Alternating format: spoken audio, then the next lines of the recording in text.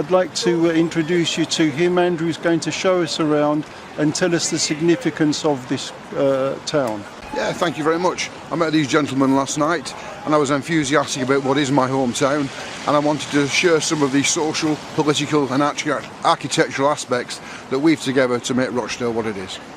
An awful lot of people think that Rochdale was founded on cotton. Manchester, Cottonopolis, was founded on cotton. Rochdale was actually founded upon wool.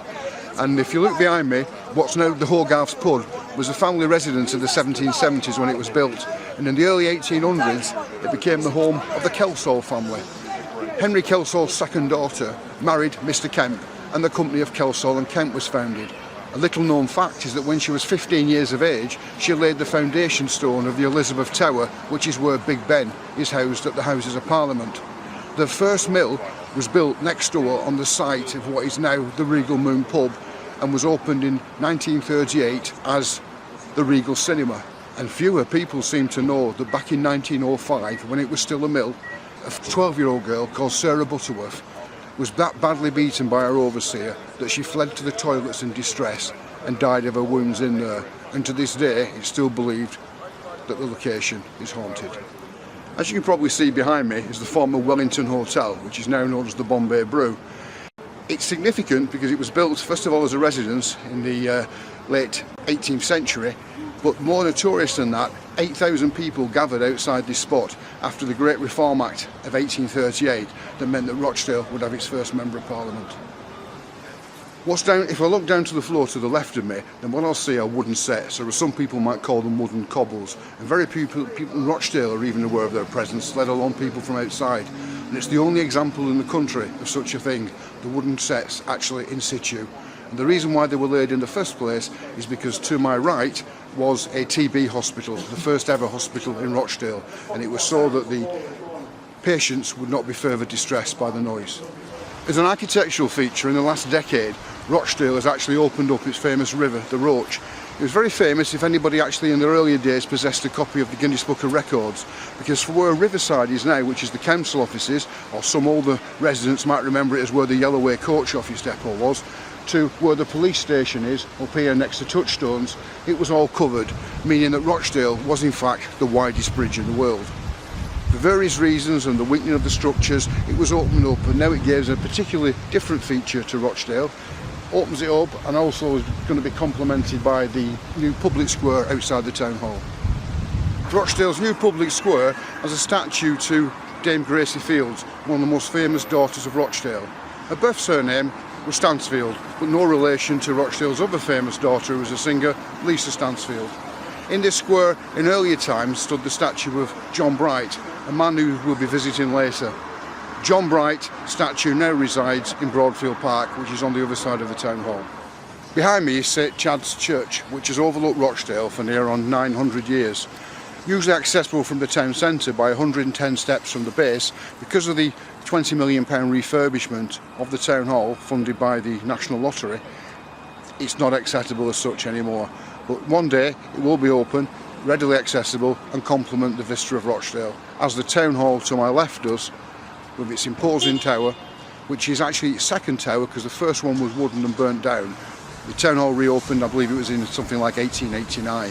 It has a rich history though, and many people would know of Rochdale Town Hall because, as recently reported on BBC Local News, Hitler didn't want any bombs dropped on Rochdale because allegedly he had visited the town when staying with his brother in Liverpool. Some say he wanted the whole town hall shipped back to Rochdale, some say that he only wanted the stained glass taken back to Rochdale. Facing the town hall is the cenotaph, a tribute to those servicemen who gave their lives during the First and Second World Wars and in subsequent conflicts. The cenotaph in Rochdale was designed by Lutyens, who also designed the cenotaph at Whitehall in London. And what many people don't realise is that Lutyens' great uncle was the orderly to Napoleon when he was on Elba. This site of the cenotaph was originally, before it was demolished, the site of Orchard House, which served as the manor house of Rochdale for 100 years, from 1823 until 1923. The house had been occupied by the Dearden family for 150 years in total, but in 1823 they purchased the manor of Rochdale, and they purchased the manor of Rochdale from the 6th Baron Byron of Rochdale, the poet, who died a year later penniless in Greece. Often people have wondered why he should die penniless, and it turns out that all of the monies he raised from selling the manor of Rochdale, he bought munitions for the Greeks in their war of independence against the Ottomans. Here we are at the site of the Union Flag Inn, which was built in 1708, and in 1745 it was the site of a skirmish between the town authorities and the forces of Bonnie Prince Charlie. Not the first political skirmish that Rochdale has witnessed. Well, I'm just saying, 20 odd years ago, people who worked in adjoining shops saying they could hear screams at night and funny noises, and nobody knew what it was actually about.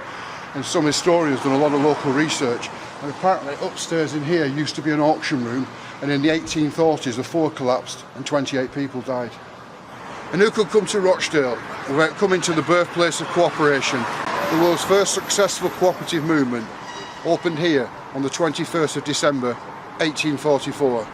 It's been thriving ever since, but unfortunately not in Rochdale, as there's no major co-op presence here.